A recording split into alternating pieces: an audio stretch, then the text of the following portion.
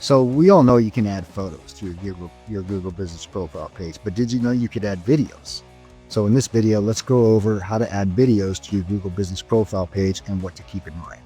So I'm going to open up a tab, make sure you're in Google or Google Chrome, search your business name.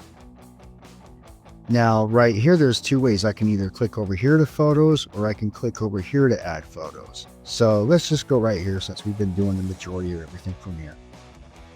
Add photos right here. Now you notice we're adding a video. So at first it's confusing because it doesn't say that. Don't worry about that. Go to add photos. And now it says select images or videos. Not sure why Google hasn't updated that. So we're going to select images or videos.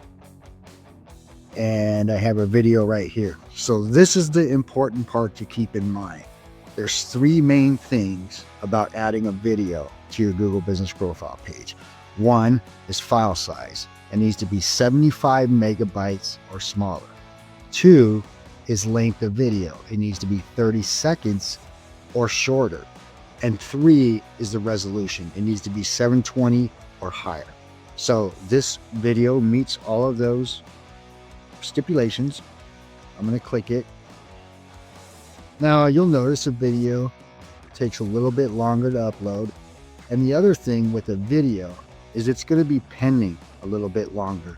So an image usually in about 20 minutes. Well, I just did a video not even 5 minutes ago, and this image over here was pending and now it's already approved. I don't expect this video to be approved that big that quick. In my experience, videos take a little bit longer.